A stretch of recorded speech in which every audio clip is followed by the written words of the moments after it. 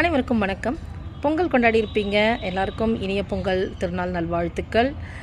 பொங்கலுக்கு செஞ்சு சாப்பிட்டுட்டு எல்லோரும் நிம்மதியாக படுத்திருக்கிற டைமில் என்னடா இவ வந்து டிஸ்டர்ப் பண்ணிகிட்டு இருக்காளே அப்படின்னு யோசிக்காதீங்க. ஒரு சின்ன விஷயத்தை மட்டும் சொல்லிட்டு போயிடவா. பொங்கல் அப்படின்றதே ஒரு நன்றி கூறும் திருநாள் தான். அப்படி தானே நம்ம உருவாக்கி வச்சுருக்கோம். இயற்கைக்கு நன்றி சொல்கிற விதமாக நம்ம உருவாக்கி வச்சுருக்கோம். இதே மாதிரி நமக்கே நன்றி சொல்லணும், தெரியுமா? கண்டிப்பாக இந்த உடம்பு, இந்த உயிரை தாங்கிட்டுருக்குல்ல, அதுக்கு ஒரு நன்றி சொல்லலாம்.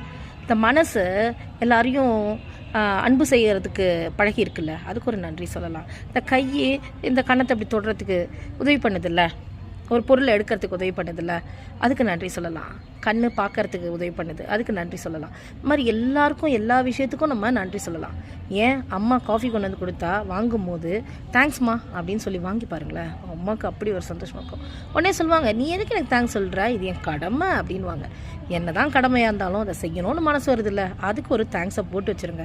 அப்பா வெளியிலேருந்து பரோட்டா வாங்கிட்டு வராரு. அந்த நைட்டில் ஞாபகம் வச்சுட்டு இருந்து மழையில் நம்மளை வந்து தேடி வந்து நம்ம ஞாபகத்தில் வச்சுருந்து ஒரு பரோட்டாவை வாங்கிட்டு வந்து கொடுக்குறாருன்னா அவருக்கு ஒரு நன்றி சொல்லி தான் பார்ப்போமே. என்ன குறைஞ்சி போயிட போகுது? எதுவும் குறைஞ்சி போகிறதில்ல. ஸோ நமக்கு முதல்ல நன்றி சொல்லணும், நம்மளை சுற்றி இருக்கிறவங்களுக்கு நன்றி சொல்லணும், நம்ம நண்பர்களுக்கு நன்றி சொல்லணும். தேங்க்ஸ்டா மச்சான், அப்புறம் பணம் கொடுக்குறான் ஒருத்த அவசரத்துக்கு, தேங்க்ஸ்டா மச்சான்னு சொல்லி பாருங்கள், அவனுக்கு சந்தோஷமாக இருக்கும். அடுத்த வாட்டி நம்ம பணம் கொடுக்கறதுக்கு லேட் ஆனாலோ இல்லை கொடுக்கலனாலும் அவன் பெருசாக கண்டுக்க மாட்டான். பரவாயில்ல தேங்க்ஸ் சொல்லிட்டாங்க அப்படின்னு நினப்பான். இதே மாதிரி தான் நம்மளை யாரெல்லாம் விட்டுட்டு போனாங்களோ அவங்களுக்கும் நன்றி சொல்லுங்கள். ஏன்னா அந்த கழுதைங்கள்லாம் கூட இருந்து நம்மளை டார்ச்சர் பண்ணி தொல்லை பண்ணி நம்ம இரிட்டேட் பண்ணி நம்ம எப்போவுமே இரிட்டேஷன்லேயே வச்சுருந்து நம்ம செய்ய வேண்டிய வேலைகளை செய்ய விடாமல் தடுத்து எப்போ பாரு அவங்களுக்கு நம்ம பதில் சொல்லி அவங்களுக்கு நம்மளை நிரூபித்து எல்லாம் பண்ணுறதுக்கு என்னை விட்டுட்டு போயிட்டாங்கப்பா, அதுக்கு நன்றிப்பா அப்படின்னு சொல்லி பாருங்களேன். லைஃபு செம்மையாக இருக்கும். அவன் போனவங்கள நினச்சி உருகி கண்ணீர் வடிச்சிட்டலாமா, அப்பா போயிட்டப்பா தேங்க்ஸுப்பா அப்படின்னு சொல்லிவிட்டு நீங்கள் உங்கள் வேலையை கண்டினியூ பண்ணிங்கன்னா அதுதான் பொங்கல். பொங்கல்ன்றது சும்மா இல்லைங்க.